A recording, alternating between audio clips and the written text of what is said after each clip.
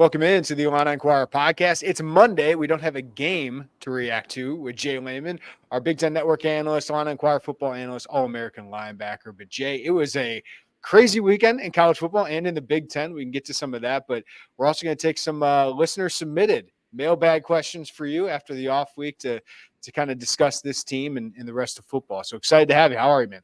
I'm doing great, man. What a great week of college football, to have a bye week and just get to watch other teams and not be concerned about Illinois, though I love watching Illinois. I got to watch, I think there was 4 top 11 upsets by unranked teams. I watched the Washington game against Michigan, USC versus Minnesota, and of course, Vandy and Alabama. And then late, it was Arkansas, Tennessee. So what a great day for college football. Lots of stuff is becoming more clear in the Big Ten and around the country. What do you think became most clear in the Big Ten that now has 3 of the top 4 teams in Ohio State 2, Oregon 3, Penn State 4? I don't know if that lasts, Jay, because they got to play each other at some point. Do you think they're that good? And what else did you learn? Well, I would say let's start with the Big Ten. I think Ohio State-wise, Jeremiah Smith, I learned, is the real deal. Him and gosh, what's number 2 for Alabama? Patrick Ryan Williams. Ryan Williams, yes. Yeah. Those guys might be the youngest and best guys playing right now, right? You're like, okay, those guys could probably be in the NFL right now. Listen, Ohio State always looks good early. I don't think they've really been tested. Offensively, they got a lot of good stuff going on with Ryan Day and Chip Kelly running that. They don't have the juggernaut, it looks like, of Michigan, who's going to run the ball down their throat. But I think Penn State could be their toughest test, or Oregon, which is next week. I believe they play at Oregon next week. So you'll get some stuff up there. Oregon's better than they did the first 3 or 4 weeks, but I'm real interested to see what that looks like. I think Penn State is as advertised when they run the football.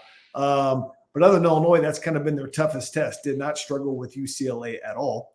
We see Indiana being 6-0, although I would say that if Illinois played Indiana's schedule, I think Illinois would be 6-0. But I think Kurt Cignetti's done a good job. He's got a lot of James Madison transfers who kind of brought that attitude to Bloomington, Indiana. Been a quick turnaround. I think Michigan is about as good as Illinois right now. I was going to ask you this because we'll get into the Purdue talk, which right. is a disaster right now, but we're not. They can't look at it. We can't. Michigan the following week. They just lost to Washington. They barely beat Minnesota. I know Minnesota just beat USC at home, but how winnable is that game against Michigan for Illinois? I think it's very winnable. I think you start at the beginning of the season and you think, okay, defending national champion, they've got some really big guys up front, and they do. They got O-line and quarterback issues. And you got O-line and quarterback issues, you've got offensive issues. And so that's difficult. Do they have a defensive line that's probably on par with Penn State's defensive line? Yes. Do they have 2 guys that can run the ball like Nick Singleton and Katron Allen? Donovan Edwards has not been the same. He's had some flashes. It's not been the same as 2 years ago when they kind of had, and they don't have a Blake Corum in there. And they just don't have that quarterback piece that they've had. Do they have Will Johnson at corner? Do they have different pieces? Yes. But right now, Illinois is playing better as a team as far as altogether than Michigan is. Doesn't mean Michigan is not more talented. Right now, I kind of had as a pick 'em. I really do. I had as a very even matchup in that game. We're not looking forward to that past Purdue, as we know, but I don't think they're that good. I don't think USC is that good, to be honest. I mean, they did have a win against, was it LSU in week 1 or week 0? But they've been relatively average, I don't think they scare anybody. So they were down, I think, a score or 2, maybe 21-10 at half to Wisconsin before waking up. People kind of thought they would kind of come to the Big Ten and boat race at least in September and October before the weather got bad. That hasn't been the case. I can't wait to see what happens in November. So we'll see what happens with that. It's very interesting. And I don't think I think the win too, and I'm just rambling on from your Michigan question here, but I think the win too by Nebraska at Rutgers shows Nebraska's a solid football team. I don't know if they're into the rankings yet or not, but Rutgers is going to kind of be like an Iowa football team where they're going to play great defense. It's going to be a 10-7 game. Remember, Rutgers beat Washington, though, and Washington beat Michigan, and Vandy beat Alabama. So anybody can beat anybody on any given day at this level of college football. This week's slate is really interesting to me, Jay, because Washington at Iowa. I think Iowa now has a chance to really gain some momentum moving forward with their schedule. But Wisconsin at Rutgers, Penn State at USC. I think Penn State's the better team, but going on the road, and then Ohio State, Oregon. So that's a pretty loaded slate here this weekend. Well, I think one, you got to take into account what, NFL teams travel coast to coast all the time. That's not really the case up until this year for college teams. We saw UCLA and Washington try to make the trek over to the East Coast. Washington was 2 weeks ago. Washington to Rutgers, and then they had UCLA, Penn State. They both lost. And then you had Michigan make the trek over to Washington. They lost. Wisconsin made the trek over and lost. So you're wondering, how much does that affect? Do some guys go over 2 days early and try to get used to that time difference? There's a 3-hour time difference between Penn State and USC. I don't know when the game starts. You're rarely going to have an 11 a.m. A 11 a.m. Central start on the West Coast. So how that affects you, we'll see. So I think that's interesting. I think Iowa is Iowa. They're as advertised, right? It wasn't surprised it was a 7-0 game against Ohio State before they kind of broke it open. Just don't have the offensive weapons. So it's very interesting across the board in the Big Ten Conference. And for me, I've got to look at the rules of how it's actually going to shake out on who the top 2 teams are, because you could see 3, 4, 5 teams maybe being tied there at the top, and who's got the head-to-heads, I think, will be the biggest thing. You mentioned Nebraska. You mentioned Indiana. That in 2 weeks is one of my most interesting games of this month, because I think Nebraska's legit. I think they're a top 25-ish team. And Indiana, terrible schedule so far, and they've taken advantage of it, right? But they boat raced some teams. So I think that's going to be a really interesting measure for both those teams. I think what's so interesting is they've averaged close to 40 points a game, no matter who they've played. They put up points. And that's against UCLA. That's against Northwestern. That's against Maryland. I wouldn't say those are top-tier defenses, but they are Big Ten competition. And Curtis Rourke, the transfer from Ohio, has really filled in well at the quarterback position. They got a couple transfers, especially a tailback and on the defensive side of the football, that have kind of made them play not like a first-year rebuild team, right? To be 6-0 right now and be bowl eligible, that's fantastic for Indiana. Do I think they'll probably end up with 3 or 4 losses? Yes, I do. If you look at the back end of their schedule, but they could be 9-3. They could be 10-2 if they really, because I think they play. I know they play Michigan and Penn State, I believe. I can't remember who all they play, but again, Michigan, they can play with Michigan the way they're playing right now. So I think that's interesting. I think Nebraska. I think once they get to 6 wins, they're going to get a monkey off their back, because they have not been to a bowl in a while. Raiola is a guy that continues to make plays when they need him to make plays. He's not perfect. He's a freshman, but all these things are going up. But you look at the 2 teams that Illinois plays on a yearly basis, at least right now in the conference setup, which would be Purdue and Northwestern. You'd have to say those teams are near the bottom. Purdue definitely at the bottom. I mean, almost every statistical category there is, especially when you take out their week 1 win against an FCS opponent at Indiana State. Northwestern, it doesn't look good either. So you're looking at the schedule, thinking, the schedule isn't as bad for Illinois as maybe some people thought at the beginning of the year. All right, Jay, let's focus a little bit on the Illinois side of things, right? I mean, they have an off week. So as a player, as coaches, what can you accomplish during an off week in the middle of the season? Well, what's interesting is I tell people we didn't have an off week in 2006. We played 12 straight games from week 1 to the week before Thanksgiving. I didn't ask the NFL guys to do that, really, but they were asking us to do it. And I think there was Ohio State playing the national championship that year. There was like 51 days from their last game to when they played in the BCS national championship game. So number one, I think it's good that we have a bye week, in this case, 2 bye weeks, because I think it spreads out football more, and it gives a chance for teams to reevaluate and to rest. I mean, if you're a starter on the bye week, it's one of the best weeks of the year as far as getting rested, not taking many reps, kind of working on your technique and getting healthy from some of those injuries that may or may not be disclosed, that we don't even know about. Let's take Zachary Franklin. I'm not here to speculate. He came in after being banged up in the Nebraska game, but he was probably sore the day after, right? And probably had to do rehab and stuff like that. There's stuff like that we don't even know about. James Kreutz, he's been in a cast. Does he get well enough to take off the cast next week, that he could wrap up a little bit better, get off Blacksburg. Those are all kinds of different things that you think about. Okay, can we get this guy back? We've been very fortunate as far as no big injuries where we're like waiting for someone to come back. But also, I think what it does is it lets you take perspective on the first 5 weeks and say, hey, well, we actually have all our goals are in front of us. The goal to play in the Big Ten championship could still be there. That's a hard goal to get to. The goal to go to a bowl game, the goal to be an outside playoff contender. When you look at the schedule, you definitely have that goal in front of you. So all those different things, they're all still there. And it's a great time to really get some of the developmental guys out there and get them some reps. They call them Devo guys, not scout teams. And also recruit, put some offers out there. We had a kid locally get offered here in Central Illinois. And, so I saw that they were putting some offers out there and trying to recruit as well.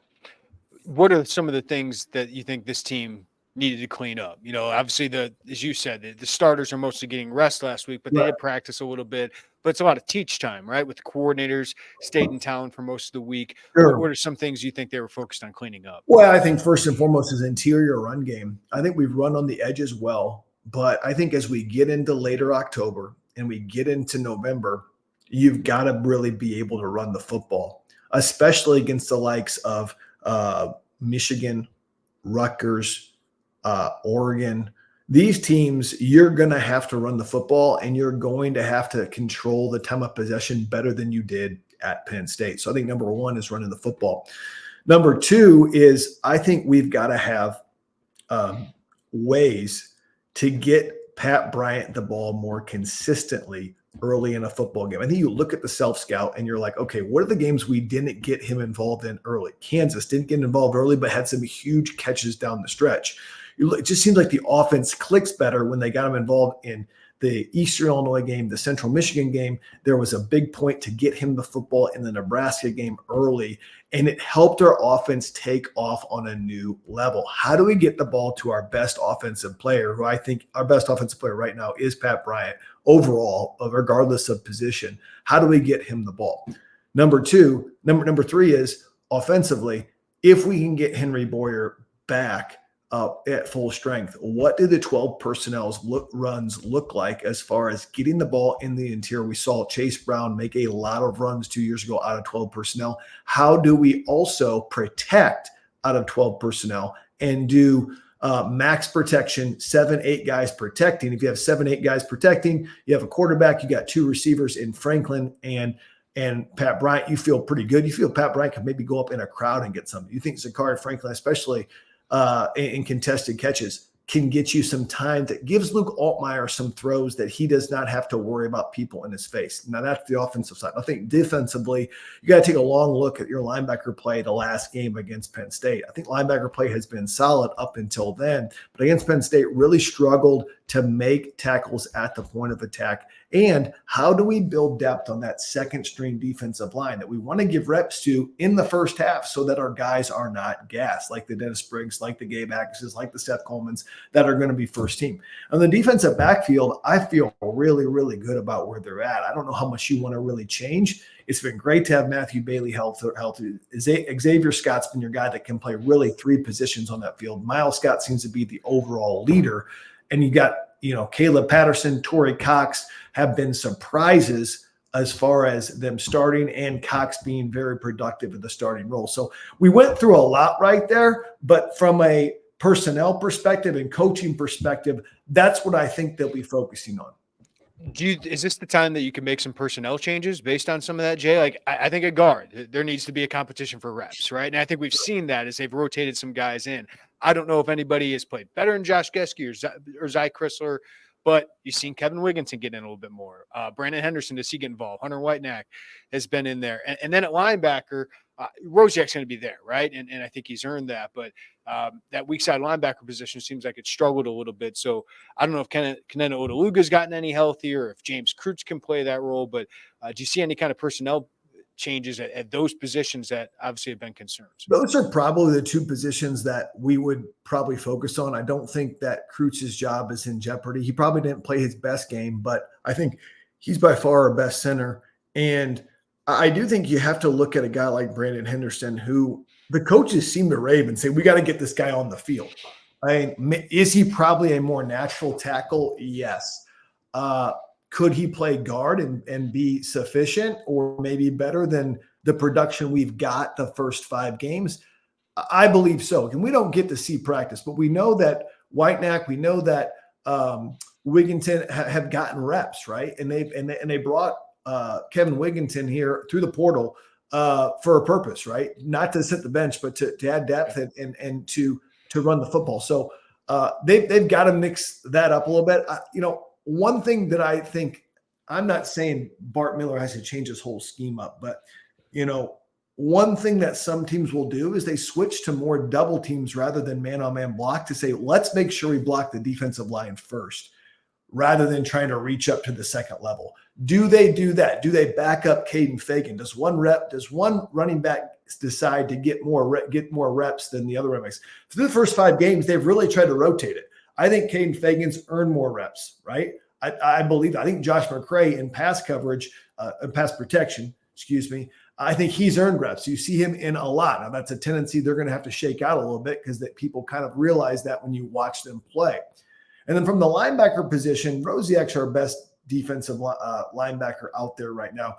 He would tell you, as we said last week, didn't play his best game against Penn State. Can James Cruz be an every down guy with a banged up arm? He flashes at times. Does he have the size to be meaty at the point of attack? We're undersized at linebacker in comparison to other schools. When you look at their front 7, certainly Penn State, but their size at linebacker, we're a little undersized. Odeluga, you felt like had that size and didn't get pushed around. Obviously had a very, very difficult injury, right? And so that's another thing. So those are things that you kind of throw out there and you're like, those are the positions I think that you have to take a look at because you're maybe not getting the production you want right now. Well, let's focus on Purdue, man. What a disaster of a season this has been so far for them. They've lost their 4 games against FBS opponents by an average of 135 points per game. They just coming off a 52-6 loss to Wisconsin, and that second half looked like that team had just kind of folded, Jay. So what do you see? What's your sense of that program and that team right now? Well, I'll just say this. I've been on some really bad teams. 2005, which was Zook's first year, we actually started that season 2-0, and I think we beat an FCS team, and then we beat San Jose State, and then we went out to Cal, and we were like up on Cal 17-7 at half, and then it all fell off. Deshaun Jackson, a great player, had a punt return on us, and I got fired from punt return. I think every other team on that on punt coverage. But I say that because that 2005 team, I think, had the 124th, 125th worst defense and 117th worst offense. I think they're as bad as we were then. I do. I think they're that bad. If I could compare, I'm talking about a team that I was on. Like we were that bad, and we were getting beat that bad by teams. You talk about getting beat 66-7 by Notre Dame. We got beat 63-10 or something by Penn State. So we've been beaten bad. I've been on teams like this. When you look at this football team, I got a chance to watch them in week 1 against Indiana State. Of course, everything was great. It beat Indiana State about as soundly as Illinois beat Eastern Illinois. So there wasn't a lot necessarily to see. They felt really good about what they had done in the portal. Although they had lost a lot, they had got a lot of skilled players out of the portal. They had won some recruiting battles, and Ryan Walters had a lot of momentum from a recruiting perspective that said, oh man, they could have a top 20, 25 class at Purdue, and you might be building something. It seems like all of that momentum is not only gone, it's gone in the opposite direction. And it really has started up front. I mean, they paid big money and did some different things to get some guys in the portal. They tried to get some offensive linemen, but they got more skilled players than offensive linemen. And right now, their offensive line is just a train wreck. Hudson Card does not look like himself. Ryan Walters would say didn't look like himself. It's one of the reasons Graham Harrell got fired after 4 games is because Hudson Card wasn't playing at a level that they were accustomed to seeing him play. They've actually been able to run the ball at a decent clip, though. They haven't been able to throw the ball. Devin Maccabee's averaging 4, 5, 6 yards a carry. It's not horrible, as bad as you would think. So they can still do that. And they have some athletes on the other side of the football in Dylan Thieneman, who's an all Big Ten safety. They have some linebackers that you're okay. they're like, okay, this guy could be good. I think Kydron Jenkins is one of them, and Will Helt, and some of the different guys. Nick Scorton isn't there anymore. I think he transferred to Texas A&M, who was a beast against us. And they have, I think it's Terry and Grant, who was a corner. They beat out Clemson or another school for, getting that guy there. So they have athletes around there. But as far as playing disciplined football, boy, it has been a disaster up front and defensively. And Ryan Walters said a little bit just that, at his press conference, his 4-minute press conference after the Wisconsin game. It was pretty sad. Yeah, I mean, first-time coach, right? And that's a tough job. They've had a tough schedule, but when you have to fire your offensive coordinator 16 games into it, man, this is tough. And when you lose like this, it's tough to bounce back from it. But they did make that change at OC. Now Jason Simmons, who's a high school coach in Ben Davis, Indianapolis, a couple years ago. What is the key for Illinois to keeping that offense in a bad spot? Is it loading up to stop Maccabee and Reggie Love III from getting going? Well, I think first and foremost, our offense has got to play like they're capable of playing, right, against this team. They need to have 30, 40 points in this game. That's what I think. I want to see that from our offense coming off the bye week. But defensively, I don't think they can. They have some weapons at receiver. Their best receiver, Edrin, was banged up. He's back now. I don't think they should be able to move the ball through the air on our defense. I really don't think that should be a thing. So the one guy that can beat you, who's beaten you probably the last 2 years, is Devin Maccabee, right? And running the football. So I do believe in, hey, load it up. I think you'll see more aggressive run-stopping defenses, something we haven't seen out of Aaron Henry as of late. But I think, one, you got to stop the run. Number two, the only way that Purdue can really stay in this from the way they're playing. I don't think they're a whole lot less talented than Illinois. I think the talent level is probably a little bit favored to Illinois, but maybe even or so is the turnovers, right? I mean, if you start turning the football over, anything can happen in college football. I don't care if they lost 52-6 to Wisconsin. These still got talented guys, and they believe this is a game that they can actually win. They beat you soundly last year. And there's always that thing of, guys talking last year, Ryan Walters knew all the calls, right? So are they going to know our calls? We're going to mix it up. I think it's great that we have a bye week before this to kind of get ready and maybe have something new and different for Purdue. Yeah, I was going to go to the defense next. Like, this is a bad Purdue defense, right? You talked about the offense. The defense isn't that much better, but they were able to kind of shut down Illinois last year, a couple bad turnovers. Sure.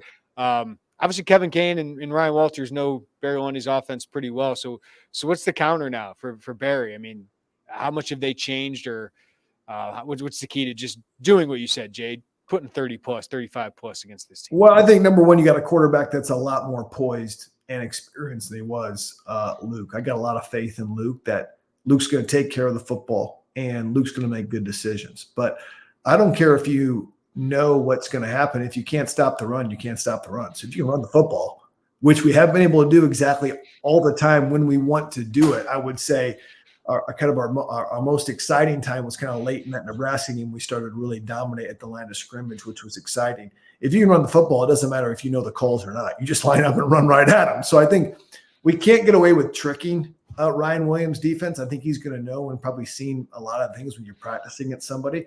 But I think Barry Lundy's going to have something too up his sleeve to try to, doctor up against what this defense tries to do. And so I think it comes down to running the football and Luke taking care of the ball. And I don't think they have the horses to match up with our receivers on the outside.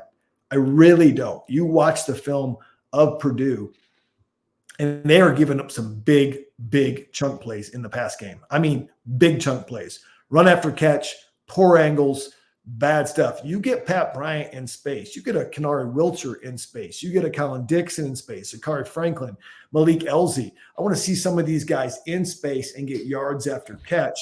And I think that's going to be the difference maker. They've given up huge chunk plays through the air.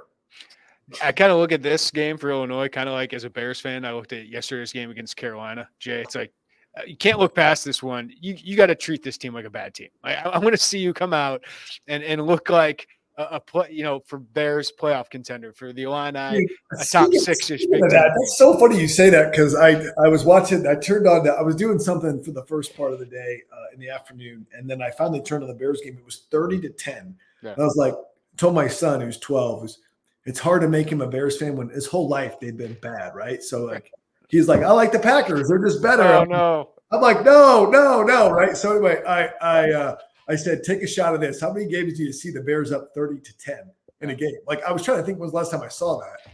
And I know it was Carolina. Right? I understand that. But that's the thing. Like next week, you're not going to be saying like, I'm not going to sit here going, hey, you beat Purdue 35-10. Like, oh, it's just Right. Purdue. No, Illinois has lost to Purdue 7 of the last 8 times. Right. Like 15 of the last 19. Right. You're one step closer to getting to one of those kind of special seasons, Jay. Sure. Like you got to take care of business against a team. You got to take care of business, and you want to check boxes. Like the Bears game, you're thinking, okay, Bears win, Caleb Williams takes a step. You got both of those, right? That's kind of what Bears fans are kind of thinking about. They're like, okay, does Caleb take a step? Yeah, no picks, had 300 yards, 20 of 29, 2 TDs. For Illinois, I love offensive line. Had a great day. Right. Yeah. Going into Michigan, you're feeling good. Like you can be a pick'em game against Michigan. So yeah, let's talk about that checklist. I think the checklist is number one, win, but win convincingly. This is a team, guys, that got beat by I'm going to say an average Wisconsin team right now. I think they're average, and they got beat by USC pretty handily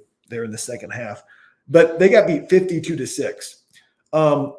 I wouldn't be surprised though if you look at the first half of Wisconsin. You look at the first half of Nebraska. I think it was 0-0 at half. So I wouldn't be surprised if it's necessarily close, but I would say Nebraska, obviously we played them to overtime. They're a very even team to where we're at right now. Okay. I think you play Nebraska 10 times, we probably win 5 or 6. I think Wisconsin probably similar. Maybe we win a little bit more. These are teams that are similar to us. We got to win handily. I want to see the offensive line is a checkpoint number 2. Checkpoint number 2 is offensive line. I want to see us dominate the line of scrimmage and rush for over 200 yards. I'd love for one of the backs to go over 100 yards. Okay. Number 3 is I would love to see our linebackers play better against the run than they did last week. And so I think that those are kind of the 3 things that I'm looking for us to accept. And 4, and this is for every game, let's stay healthy. We got the 100-year anniversary coming up of, Memorial Stadium with Michigan. That could be a huge game. Tons of alumni coming back. Big moment for Illinois to take the next step nationally against a Michigan team that should be ranked at that time. I don't know if Michigan has a bye this week or if they're playing this week. I can't remember. Yeah, hold on. I'll get that. I got to look. I don't know if they had a bye yet or not.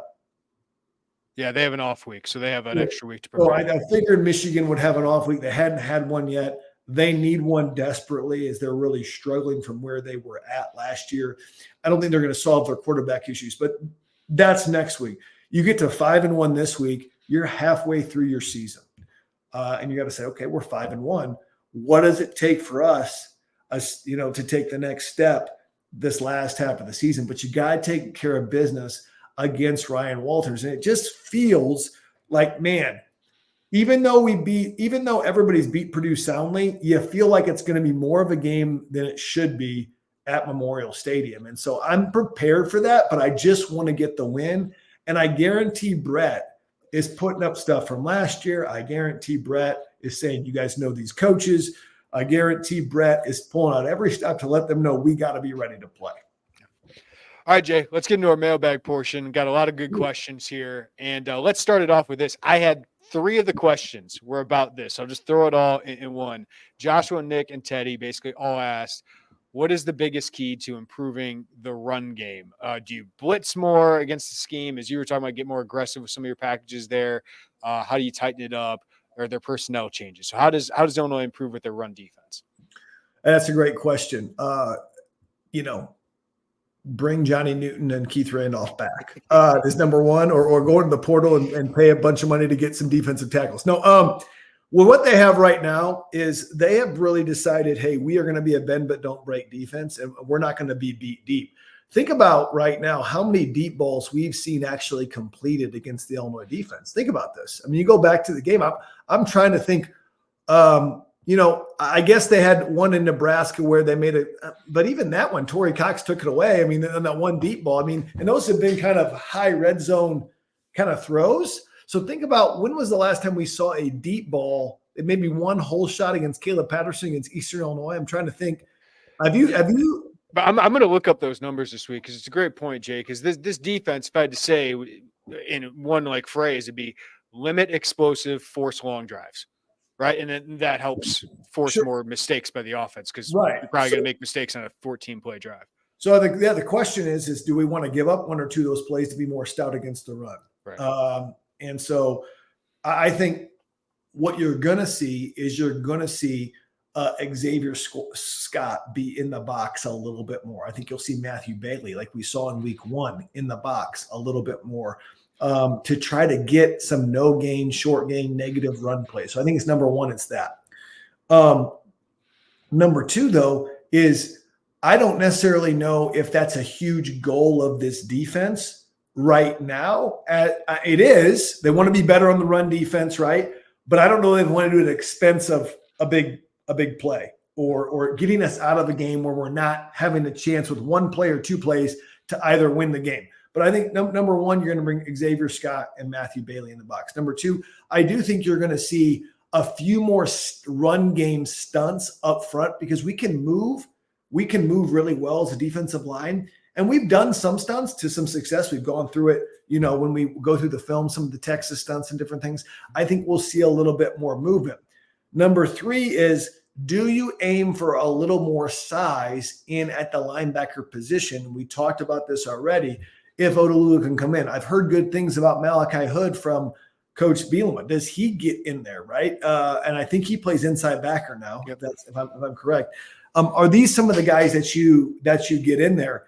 And I do think you're going to not just bring pass rush pressures, but run pressures. There's pressures that are designed to actually stop the run, which are very gap sound and kind of make the ball, if it gets out, go wide, where there are pass rush pressures, which are more designed to get confusion as far as an overload on one side with only 2 or 3 blockers on 4 rushers and whatnot, and not so much about being gap sound. But a lot of that can happen if you have success on first down and can kind of dictate, is this a run down or a pass down? Kind of goes along this. John and Peter both asked about the inside linebackers. John, how do they improve the inside linebacker play? Peter, what can we do with our existing personnel to improve the linebacker play? Can we take advantage of some of our depth at safety to cover up an obvious shortcoming? So basically, I think he's probably asking, do we put Matthew Bailey at linebacker and put in a different safety like you will see, and I believe Mac Resetich made some plays during the Devo week, according to Brett Bielema. I'm always trying to listen. Who are the names that come out of Brett Bielema's mouth when he's talking, And I think and Resetich plays in those dime packages, right? Yeah. Here's the thing. I think Resetich is a guy who got some valuable time, kind of a necessity last year. I think he's going to be a good football player, kind of a jack of all trades that can do a lot of different things. Was a good pickup. That's a guy you pick up and you're like, nobody's really going after him. And, he's contributing right now on the football team. And so, yes, I think Matthew Bailey can be in the linebacker slot and kind of roll up more. You'll see that in the Purdue defense. I believe it's Antonio, I can't remember his last name, but you'll see the guy who plays kind of the Sidney Brown, Matthew Bailey position for Purdue, and he's often in the box, right? And they're trying to they moved Thieneman in there for a game too when Antonio was hurt. Yeah. So they want to move. I think they'll move Matthew Bailey up there. We have got to tackle better at the linebacker position than we did against Penn State. A lot of missed tackles. Some of that is the guys you're playing against, Nick Singleton and Kate Trino. Those guys are loads. Some of that was we weren't getting much push on the defensive line either as far as getting penetration. We got some plays, but not as much as we needed to. And thirdly, I think it's this. I want to see our linebackers get off of blocks and get downhill. And so I felt like it was tough for them. They were kind of getting stuck on blocks. By the time they got off of them, hey, all that is fundamental stuff, blocking, tackling, getting off of blocks. And so I know that might not be a huge thing, but what do you do right now? I think you'll look to bring down Matthew Bailey. You have some run game stunts.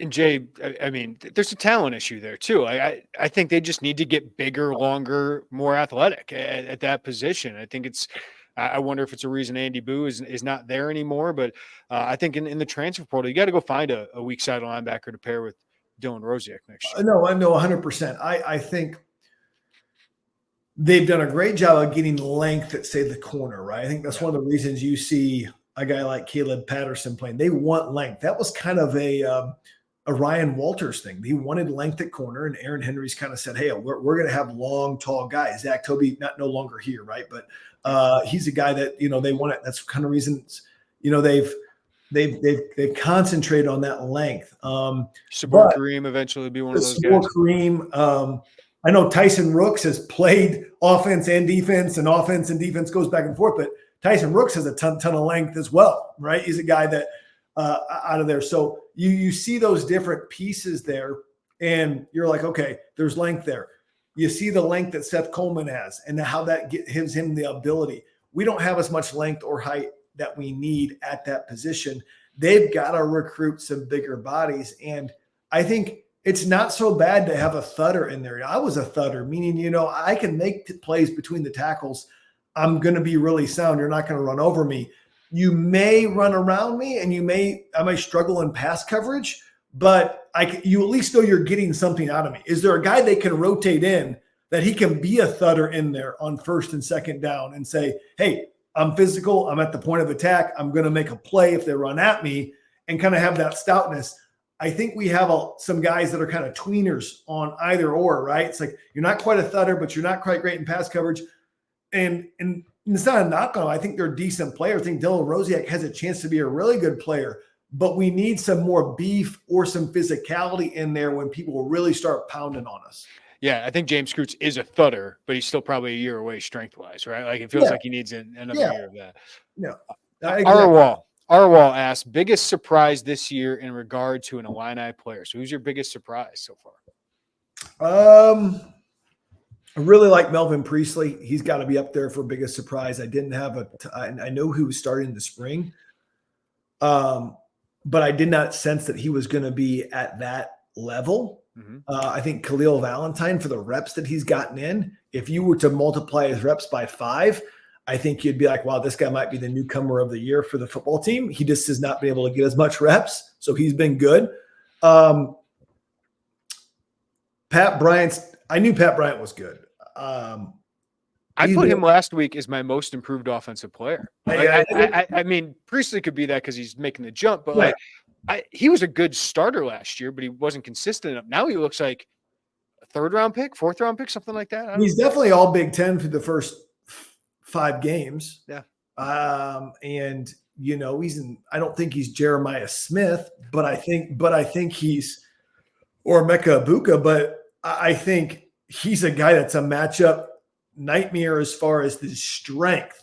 He's really strong at the point of attack. He's not a burner. He can go up and jump. He blocks really well. So he's been good. Tanner Arkin has been a really improved football player for me. He didn't get nearly as many reps because he was sitting behind a 3rd-round pick and Tip Ryman. I think that's difficult. And, Luke has been much improved as well. And you got to put Luke there as well. So that's on the offensive side of the football. I think on the defensive side of the football, Matthew Bailey didn't really play last year and played very sparingly the year before. So it's good to see him do that. Miles Scott has taken a jump for sure. Gabe Akis is playing much improved from last year. Much improved.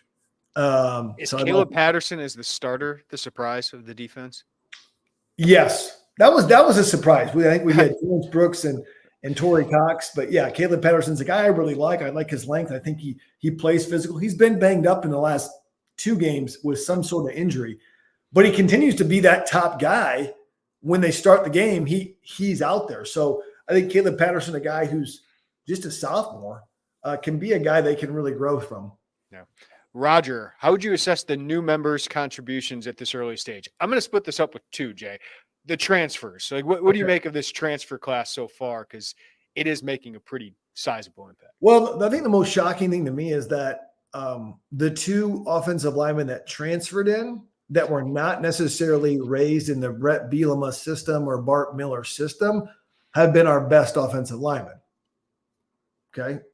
That's a good job in the portal. It makes me ask questions of, okay, what's going on if this is their first year in this offensive system and they're not playing as well? They're just overall better football players. So I think portal-wise, hey, that was a really, really, really good pickup on the portal. Zachary Franklin, man, he has been such a weapon Has he put up like gaudy numbers? No, but man, him with Pat Bryant, and he's really tough matchup for people when healthy. Tanner Arkin, I'm not going to say is a transfer this year because I think he was a transfer last year. So, not necessarily transfer. And then defensively, Torrey Cox has been a great boost. He's a guy that I felt like he was late in the maybe May or June. May, and you're like, okay, well, he's got a lot of production at the MAC level. What he looked like, and he's been a real pleasant surprise. He's different than any DB they've had. Terrence Brooks got some more time against Penn State as Patterson got knocked out, so I don't think we've seen him fully develop into what we thought, or Kevin Wigginton fully develop into who we thought they were. Am I missing any other transfers? Those are the ones that kind of hit on. I think Dennis Briggs Jr. has been really good. Oh, Dennis Briggs, yeah. Dennis Briggs Jr. has been really, really solid, and he stayed healthy, and he can do a lot, whether it's inside or outside rushing.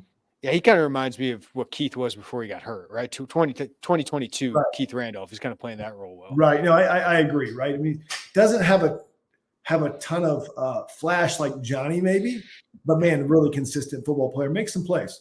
Other thing I want to ask you about new members would be new coaches. They have 4 new assistants this year. Justin Stepp's wide receiver group is doing really, really well. Obviously, outside linebacker, and Corey Parker at corner. I think Parker and Stepp. I mean, those positions have definitely stood out. But just what do you make of the? Yeah, I think Corey Parker was a great pickup. I think they basically found out that Corey Parker was really good coach when they played against Toledo, and then he had that first round pick, Quinyon Mitchell, who plays for the Eagles now. And I said, okay, here's another thing, they were able to keep Mitchell at Toledo. Well, I don't know if it was Saban or somebody said we were waiting for him to go into the portal so that we could take him, but he never got in the portal. Mm-hmm. If you can keep a guy there, it speaks a lot to his relationship with the coach. To me, in this era, right? It's like, why wouldn't a guy like that who's at Toledo, no guarantee you're going to be a first rounder, stay if you didn't like your coach? So I feel like there's been a definite step up in our defensive back play, and I give a lot of credit, not to Coach Henry as well, but also Corey Parker. I like Justin Stepp. I really do. I think he's really got production out of those receivers. And we have a deep receiver room. Some of that goes to George McDonald, but that's what it is. I do think our outside linebackers are playing at a higher productivity level. You look at the first 4 or 5 games last year, they were one of the things where like, hey, we need Akis and Coleman to make more plays. They made their fair share of plays, so that's been great. And so that'd be Coach Centum. Coach McDaniel's running, the linebackers, and that's probably been the weak point of the defense, if you ask me right now. So I'm not saying that's on Coach McDaniel. I'm just saying that's kind of the reality. If you look at the different position groups, kind of who's played well and who hasn't played well, I think it's been – and we have the Penn State fresh in our mind, so maybe that's not necessarily fair, but I think that's what we've seen when we look at the tape. All right, Lucas says, will the run game improve this week between the guards and tackles, or should they stick to running on the outside where they have big runs at? I want to throw this stat out there, just looking at PFF's numbers here. Illinois has run for 748 yards this year. 219 are off the left end, so the left side of the left tackle. 229 are off the right end, so the right side of the right tackle. So that is where they're getting most of their yards, to the outside. Man, PFF can those guys just have time to knock out every certain stat there is. They do. Yeah. And it goes back to who's playing really good. I think Tanner Arkin and Melvin Priestley and JC Davis. Those are the guys that are largely blocking on the edge, and they all work together. So I'm not saying it doesn't not represent the whole offensive line, but they've played the best. Do I want them to be able to run the ball in the middle better? Yes. Remember though, the outside runs, some of the also count the sweeps and also the Luke Altmaier runs a lot, right? So the Luke Altmaier runs when he kind of escapes on his own read play, kind of is outside the tackle. So I would love if at the point of attack and what I call the wedge, that guard, center guard area played better. We talked about that. We've got to play lower. We've got to be better at the point of attack against Big Ten competition. Jack, what are your thoughts on making a bowl game from player perspective? Does it really matter if you're not playing in a major bowl? Oh, I think it definitely matters. Here's the deal. I think I think every game matters to these guys. You get 12 games. I think a bowl game matters. I think, especially if you're trying to better yourself as a football player, right? It's not always about win national championship or nothing. I think we can kind of get caught in. You have to have some great, season, historic season for it to be a success. I don't necessarily see it that way. Is there a select few individuals where going to a bowl game maybe doesn't make sense because of future prospects and a position where they could get hurt or where they came from? 100%. Do I think that the college football playoff will be expanded from 12 games to 16 to maybe more in time? I do. But I think bowl games are still important to the vast majority of college football players. I agree with that. Elo, after this weekend, full of top 15 upsets, do you see a trend? Is there a chance the NIL and transfer portal are really bringing some parity when some thought it would just lead to the rich getting richer? What do you think of that? I think it's a really valid point. You can make an argument that it's just the same. Now it's all out in the open. Have certain teams been paying people this whole time to get a bunch of talent and other teams just kind of paying them less? But I think the reality is there's too many good football players for every team to have every one of them. And so it's like for years, people would say, well, why is Illinois recruiting in Florida or Texas? Well, there's not enough schools for the amount of talent that's down there. And I think there's not enough Division I school. There's more Division I schools. There's enough Division I schools for talent to be spread out a little bit. Mm-hmm. And so I think you're right. You spend $20 million like Ohio State, I guess you get to 5-0. We'll see how much that helps them, right? Coming down the stretch. I do think one thing is like Illinois, it allows them to actually embrace it, paying players, right? Now they can do it and do it openly when sometimes, whether you had to keep it hush or not, or some administrations just don't even want to be a part of that, given Illinois' history with all that. It allows that. But I'm with you, Jay. Like the player movement allows guys like a Luke Altmaier who's sitting behind Jackson Dart to go find a better situation. And Illinois has got that situation, and they've coached well enough and developed well enough to entice guys like that. And plus, I know 105 scholarships is going to happen for some programs, probably not at Illinois, but the 110th guy or 102nd guy is not going to be happy. He's going to go transfer somewhere so he can play. It's all about playing. Right. And I saw a good line by the Idaho coach. They've got a decent FCS program, and he told this guy he got offered, I think his quarterback, this was last year, got offered money to go to Oregon State to be their quarterback. And he's like, why don't you stay here one more year, blow it up, and get even more money, right? So, there's a whole way to pitch it as well, right? Or hey, you know what? You could go to Ohio State right now and send the bench for 2 or 3 years, or come play for Illinois for 2 years. See if you like it here, play right away, get paid a little bit of money. And if you want to go in the portal, go in the portal. I don't like that kind of talk, but I think it's the reality, right? It's like, you want to go sit behind Jeremiah Smith for 2 more years? Or do you want Pat Bryant and Zachary Franklin are leaving and you can compete with Malik Elzy and maybe have a chance to play, and we can give you X if you do this? I think that's what the pitch sounds like. I know that sounds bad, but it's true. I'm all about what you said. If I'm at Mac school, that's what I'm telling a kid. Hey, come here, blow it up for 2 years, and then you can go transfer and go get paid a bunch of top dollar. Sure. I'm okay with that if I'm there. Sure. Here's the thing. My thing is this. You're trying to date a girl, right? And you're like, man, if she knew what it was like to be with me for a month, man, she would stay with me, right? Treat her like a queen, yeah. She thinks that it'll be this. Getting a visit from a recruit, an on-campus visit, is a big step. There's at least enough interest that, okay, I will go on a date with you, okay? Can you get maybe not married to this player, right? The player doesn't get married, but maybe you could date long-term, okay? And that's kind of my thing is all right, listen, you could go here, you can go to Texas, and you will sit the bench probably, or you can play right now here. Give us a year. Give us 2 years, right? Yeah, so, they won't open the door on the date, right? You're going to have to do all the work and just hope to get some attention. Yeah. Right. That's what I'm talking about. So those are different things that I'm like, can you at least do that?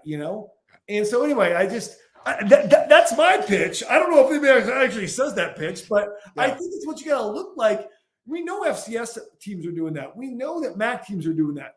But if Illinois can get there, and then let's say the offense falls in love with Barry Lunny, it's like, shoot, I like this system. I like this guy, right? Right? I mean, and they give me some money, right? They give me some money. Let's take Luke Altmaier, okay? Yeah. Nobody wants to talk about it. But people are talking about it, though, Jay. But wait. Let's say that he has a similar back into the season as he had a front end. So he's got 11 touchdowns, 1 interception. Let's say he ends up with like 25-5, like 25 touchdowns, 5 interceptions, something like that, okay? Which is doable, completely doable. And you've got a team like Michigan. You got a quarterback issue. I need somebody to come in that's good, that's serviceable, it's really good. Let's go pay $1 million to Luke Altmaier. What's going to keep Luke Altmaier there? Relationship. Mm-hmm. Relationship. Well, and what's going to put him in the best opportunity for that next step, right? Like he could go get paid a ridiculous amount of money. Sure. If he wanted to go out there, but the whole pitch here is that best for your long-term value, right? Like you're going to go to a new system, people you don't know, people or you're going to stick here with Barry Lunny Jr., probably get paid pretty dang well, Jay, and be in a system with some players that you've already developed that rapport. Sure.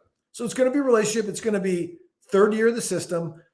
Yeah, you could make $1 million this year, but if you have a good year and we take you from a second-round pick to and I'm just throwing numbers out, from a fifth-round pick to a first-round pick, that's 10x what you're going to get from hopping over here to have an average season and still be a fifth-round pick next year, or maybe not get drafted. I think that's what you have to do. And, it comes back to the strength of relationship. How are you treating kids in this day and age? And so I think it's a very interesting time. I'm all for it. Just date us for a year or two. See what it's like.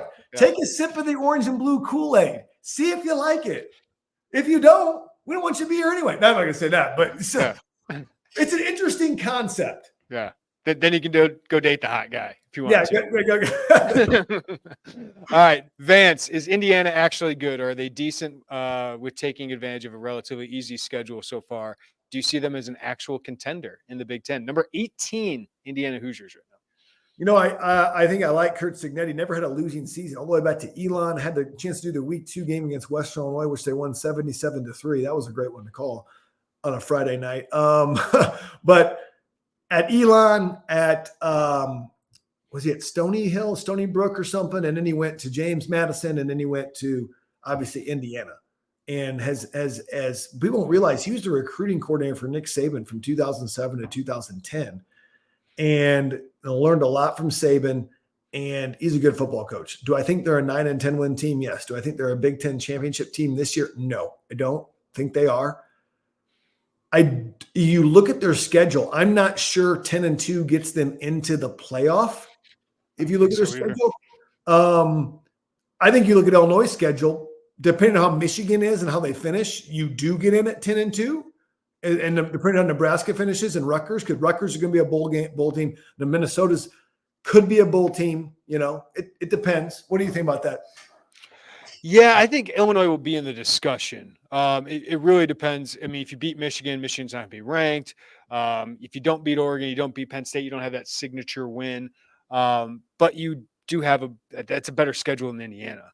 His play. Sure. I think Indiana's got one really tough game. And then Michigan, I think they got Michigan and Ohio State. But right now Illinois has the 34th strength of schedule and the 38th schedule remaining. Indiana right now 108th strength of schedule, 27th remaining strength of schedule. So I think Illinois at 10-2 would be a better candidate than Indiana. So I think Illinois though at 10-2. I think you're just inside. You got to be in the top 4 of the Big Ten, in my opinion. Yes. We get in. I think you're right at number 4 at 10-2. I think Ohio State and Oregon and Penn State are going to be there, right? So you're going to have losses to 2 of the 3 in there. We're just speculating here just to have fun, guys. Right. We could beat Oregon. We could lose to anybody else too. So, but you would be right on the edge of that. USC, you think, is not going to be in the conversation. Washington's not going to be in the conversation. Yeah. Michigan would not be in the conversation. So who else would you have there? Iowa, maybe? Yeah, my question, Iowa, I think can still get to 10 wins, just based on their schedule. Sure. But my question would be, is it a fifth SEC team over them? You know what I mean? Like if you have four SEC teams at 10 wins, and then it's like 9-3 Georgia, I think Georgia's getting in over Illinois. Sure, I can see that. Like that would be my question: is if a fifth SEC team would get in over them. Yeah, but you'd be right there. That's a fun conversation. Yeah, Iowa could have helped themselves out if they would have finished against Iowa State. That would have looked like a great win now because Iowa State's, and that's Campbell might be back. When we're just going on everything now tonight, Campbell might actually be back as a hot coaching prospect. For years, people were talking about Matt Campbell for years, and now then he got off him. It was never off him. I thought Michigan should have looked at him. All these Big Ten schools, I just think he's a really good coach. So anyway, he was winning games as the offensive coordinator for Tim Beckman. There you go. That should have been enough. But anyway, that being said, yeah, I still see us at 10-2. If we're at 10-2, I still give you a good chance. Now there's a lot of games we played for that. All right, a few quick ones before we get done, Jay. Mitch, who's the best high school player you ever played against? Pierre Thomas. Played against Pierre Thomas when he was a junior in high school at Thornton Fractional South. Played with him at Illinois, and then played against him in the NFC Championship, Saints versus Vikings Bounty Gate game. And he had a good game. So I played against him and been on his team.